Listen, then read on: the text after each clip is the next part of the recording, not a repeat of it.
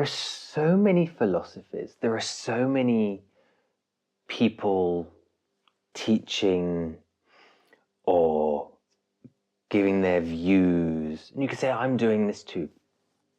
Fair enough. I am sharing my experiences with you.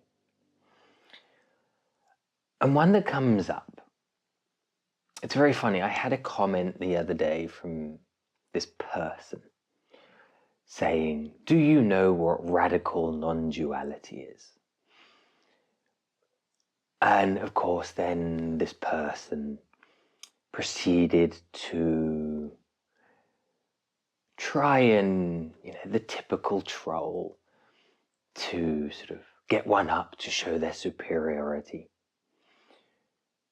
But had they understood, had they comprehended what those teachings were trying to teach about non-duality, they would never have left the comment in the first place.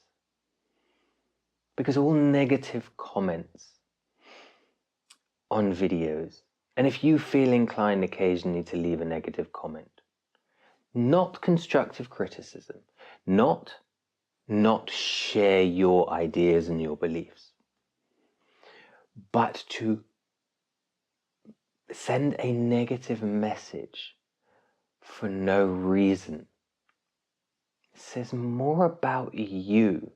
Haters are only talking about themselves, because someone who has discovered the truth and lives in a state of bliss won't be a hater, they won't be a troll, because they have no need to. It is, through lack of a better term, beneath them. Now you could read my comments, because these people leave comments on my channel, and okay, the vast majority of them I just get rid of. But sometimes I do engage in these comments. And you can say, yes, but you engage in these comments, so you're doing exactly what you say you shouldn't. I engage in these for two reasons. One, I'm a teacher. I teach, I try to point things out. And second of all, it's very simple. The more engagement there is on a channel, the better it is for the algorithm. I have to play the game. So yes, I engage with these people simply for that reason. Because the more people engage, the more comments people leave, the more the channel can be pushed by the algorithm. So my reasons for doing it are very different, because the more the algorithm tries to push this in my videos, the more people get to learn these things and experience them. So I want to read this little text about non-duality and bliss. Tantra, and now at the end of the day, everything I do is Tantra. Because if you read what Tantra is about, it is about awakening the Kundalini, making that energetic connection within you and living in a state of bliss and reaching enlightenment. Now, we could use many different terminologies. Yoga is a part of Tantra. It was born from Tantra. We could use the term Hermetics. We could use the term Kabbalah. We could use the term Western esotericism. They are all, we could use the term magic, sorcery, higher magic, even lower magic, witchcraft. Now, witchcraft is lower magic, but these days, thanks to Wicca, it has more higher magic rituals than lower magic ones. But they all seek, at the end of the day, the same thing: the connection to the energy, the moving higher. To move higher, we must break the bonds of programming. We must break the bonds of duality, of what is right and wrong. It's all perspective. So anyway, I'm going to read this. Non-duality and bliss. Tantra embraces the idea that the physical and spiritual worlds are not separate. There is no dualism here. Sacred sexual practices, just as energy activations, reflect this non-dualistic approach. It's not about getting something right or getting something wrong.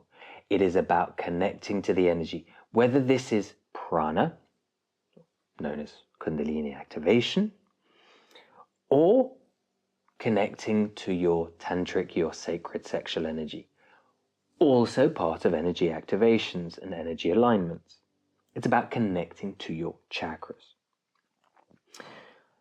So sacred sexual practices, as well as others, reflect on this non-dualistic approach, where physical pleasure and spiritual ecstasy are seen as interconnected. And this is why people misunderstand sacred sexual energy being Kundalini. They are interconnected because the sacred sexual energy can awaken the Kundalini. And therefore they are interconnected. Once it's been done, you no longer need the sexual energy to awaken the Kundalini. They are both forms of energy. They are just different. One is sexual energy, one is primal energy, cosmic energy. But they are all forms of prana. There is no dualism here.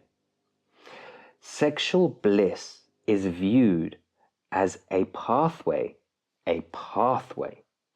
to experiencing the divine and achieving a state of oneness.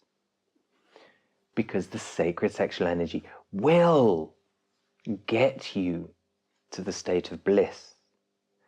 It won't be a permanent state. It'll be a temporary state.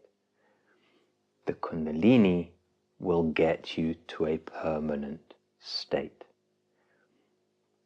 It will get you to a state, once fully connected and fully in a state of bliss, it will get you to a state of enlightenment. I can't say that, because an enlightened being is someone that isn't on the planet anymore. They've risen above. Then they are no more a being. An enlightened being, once you have lifted out of your body, you are then part of the collective consciousness. You are no longer a being. Yeah? An enlightened being, very simply, is someone who has fully awakened their Kundalini and always connected to the energy in the state of bliss, and has a connection, a permanent connection, a strong connection to the collective consciousness, thus is able to know things that they can't know, to have a higher consciousness already within them. That is an enlightened being. Forget what they try and sell you in religions, and people say that, oh no, there are gurus who are enlightened beings. There are gurus that aren't. They're the ones that will tell you, no, you have to move on before you can become enlightened, or enlightenment is the moving on. Well, they'll tell you that and tell you that because they themselves haven't reached it.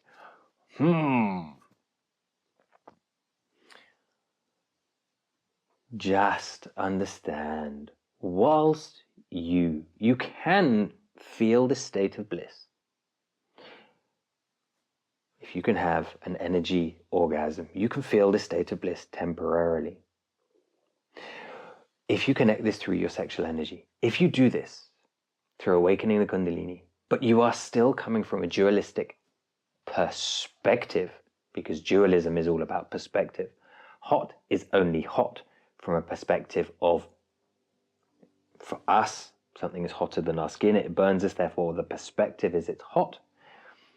And cold, because it's colder than our blood and what we're used to. But it's just perspective, just like good and bad. No matter how terrible something is, it is only terrible from our perspective. That's why two sides of the coin, good and bad, from our perspective. We can argue there is right and wrong, moralistically, fine. But the people that do it, they just, you could even say evil is a point of someone being mistaught, mislearning, they misunderstand what everything is about, and they go about harming others to do what they need. Okay, we can term that evil, we can term that bad. From their perspective, this is very hard and very challenging for most people. From their perspective, misguided perspective, but perspective, they aren't doing something wrong. That's very challenging for a lot of people.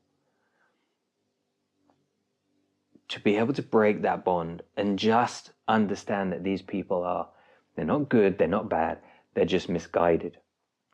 Just as the billionaire who has multi-generational wealth keeps making more money and saving more money. What's the point? They are misguided. And once you connect and fully understand this state of bliss, you will, again, for lack of a better term, you will feel sorry for the billionaire who is just seeking the next million, because they're just wasting their time growing these numbers in the bank, growing what their possessions. What are possessions? You don't possess anything. That's just humanistic terminology. Just imagine if you could possess and own bliss. You can have it. Anybody can have it. To have it safely, you must break down the dualistic bonds. You must break down the shadows. You must break down the ego.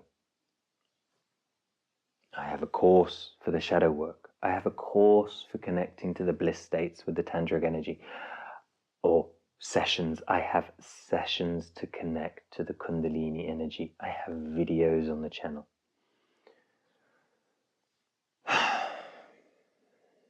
Life can be so simple if we allow